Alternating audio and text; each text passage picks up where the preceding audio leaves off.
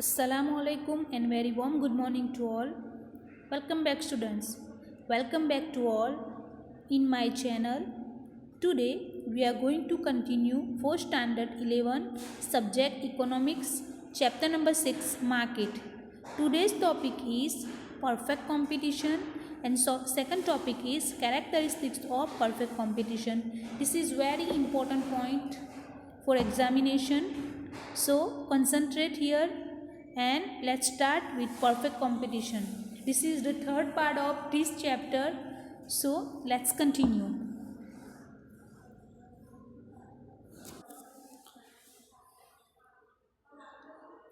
Perfect competition. First of all, meaning perfect competition. Perfect competition market is an ideal market. It is only possible theoretically, not practically, except the agricultural sector. This market is rarely observed because the terms for establishing perfect competition are not met that easily.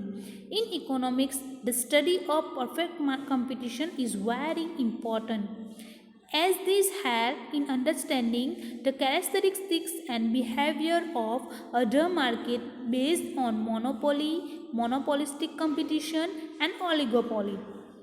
This is very ideal market and it is suit for agricultural sector and it is very important for in market sector. So first of all, definition. According to Mrs. Robinson, perfect competition exists where the demand of product of the producer totally depends on its price. Perfect competition किसे बोलते हैं? ऐसा market जहाँ पे जो demand है, जो product की डिमांड है वो फुल्ली किस पे कॉन्सेंट्रेट है, किस पे बेस है, वो टोटली डिपेंड है प्राइस पे, यानी उसकी प्राइस के हिसाब से उसको उसकी डिमांड यहाँ पे होती है।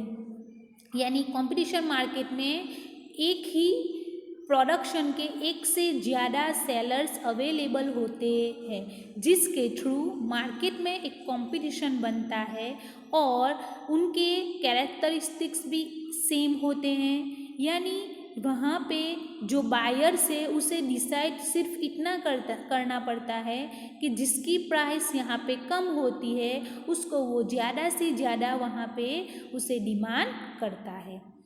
According to professor Lafitte, perfect competition is a market system where there are many firms that sell identical products, with no firm large enough that can influence the market price. ऐसा competition है ऐसी system है जिसमें identical products होते हैं। Selling कैसे product selling होते हैं? जो आइडेंटिकल प्रोडक्ट्स होते हैं और ऐसे के वहाँ पे प्राइस से इन्फ्लुएंस होके जो डिमांड है वो इंक्रीज और डिक्रीज होती है। ऐसे मार्केट को यहाँ पे कंपटीशन मार्केट बोला जाता है। Now characteristics of perfect competition.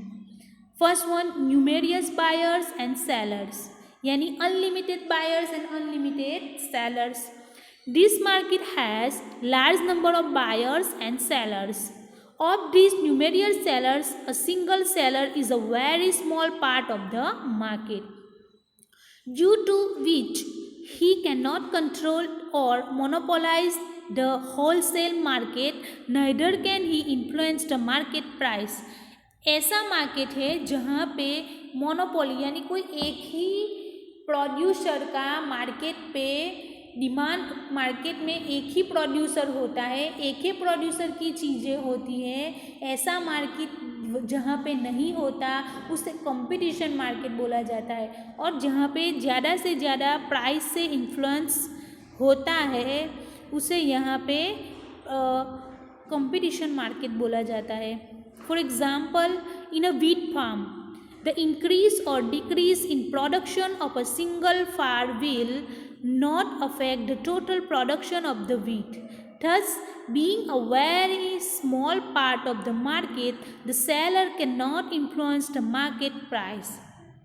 एक वीट का फार्म है जो उसका प्रोडक्शन इंक्रीज और डिक्रीज होने के लिए, वो दूर होने के लिए वो उसे अफेक्ट नहीं करता है, इसीलिए उसे कंपटीशन मार्केट बोला जाता है। Similarly the buyers also are numerous, so they also cannot influence the market price.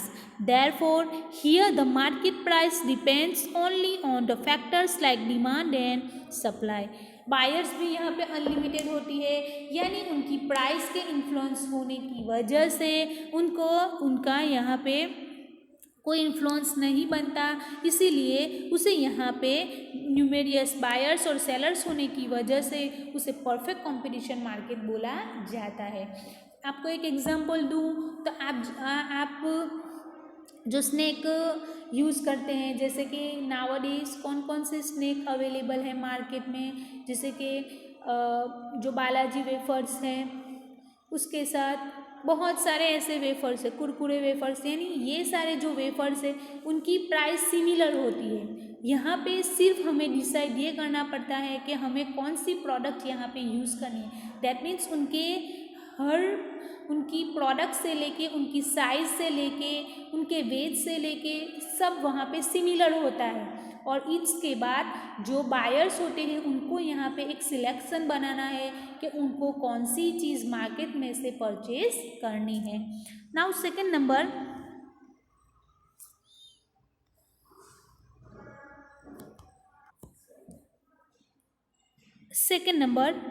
identical products. Identical products means the products having similar features from shape, color, taste, weight, quality, etc. The products being similar in major aspects are referred to as identical or similar products. Therefore, they can be taken as substitutes of each other. In this market, the products being identical, the producers or sellers cannot set different prices on the identical products, as the buyers are not ready to pay different prices for products having similar characteristics and quality.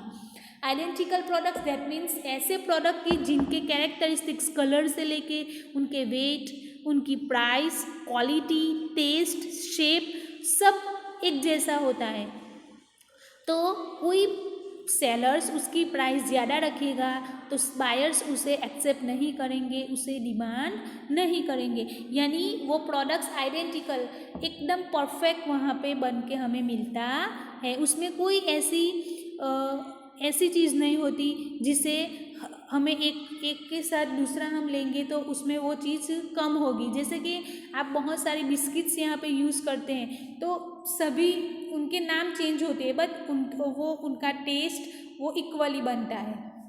इसी तरह से number 3, free entry and exit of firms.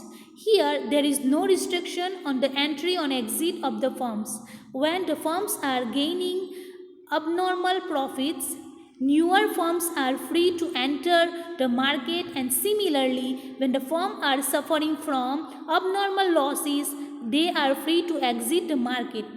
ये ऐसा market है उसमें कोई भी sellers easily enter कर सकता है और कोई भी सेलर्स इजीली उसमें से एग्जिट कर सकता है। सपोज उसे लॉस हो रहा है तो वो एग्जिट करेगा, सपोज उसे प्रॉफिट मिल रहा है तो वो मार्केट में एंटर इजीली हो सकता है। The free entry and exit of the firms is seen for a temporary time period. For a very short time, the firms enters in the market being attracted by the profits and exits from the market suffering losses. But for a longer time period, if the market in the situation of normal profits, there is less movement of firms, because when the industry reaches at a normal profit, there no attraction to gain higher profits, and in case of normal profits, the firms don't exit the market as they are not suffering any losses. Nowadays ये चीज़ें हो रही है कि normal profit हो रहा है, यानी मैक्सिमाइज प्रॉफिट नहीं, नॉर्मल प्रॉफिट हो रहा है, तब भी बहुत सारी कंपनीज ऐसी होती है वो मार्केट में से निकलना नहीं चाहती, क्योंकि उनको नॉर्मल प्रॉफिट हो रहा है तो वो नॉर्मल प्रॉफिट में भी अपने प्रोडक्ट को बना के प्रोडक्शन करके मार्केट में उसे रख रही है। Now number 4, perfect knowledge of the market. The producers, buyers, sellers have the complete knowledge of the market, including product availability, product price, etc. The producers or sellers in knowledge of the price at which the other producers or sellers are selling the product. They also are aware about the quality of the identical or substitute product. Thus, in this market, a seller cannot charge different prices for identical products. यहाँ पे competition market में company अलग होती है, company different होती है, but वो ऐसे सब्सिट्यूट होते हैं कि एक के बदले हम दूसरा प्रोडक्ट यूज़ कर सकते हैं. दैट मीन्स यहाँ पे वो जो सेलर्स होते हैं, प्रोड्यूसर्स होते हैं, वो ये चीज़ों का बहुत अच्छी तरह से ख्याल रखते हैं कि मार्केट में वो इक्वली अच्छी तरह से इक्वली अपना प्रोडक्शन कर रहे हैं, जिसकी वजह से जो मार्केट में कंपटीशन है उसके सामने वो अच्छी तरह से टिक सके. यानी वो ये चीज़ों पर बहुत अच्छी तरह से भार दे के उसे अच्छी तरह से उस पर कॉन्सेंट्रेट करके वो प्रोडक्शन बनाते हैं. The buyers also know the price of the products and its quality, so that the seller cannot demand different prices from them. Thus, in a perfect competition, the buyers, sellers, and the producers are aware of the prices and the quality of the products, due to which the market has perfectly elastic demand curve.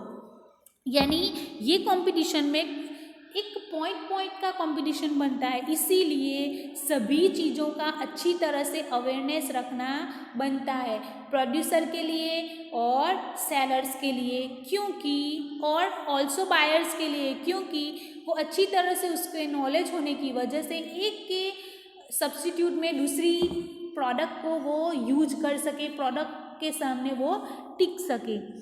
Number 5, mobility of factors of production. The 4 factors of production, namely land, capital, labor and entrepreneur, are dynamic and mobile in physical, professional and usage point of view.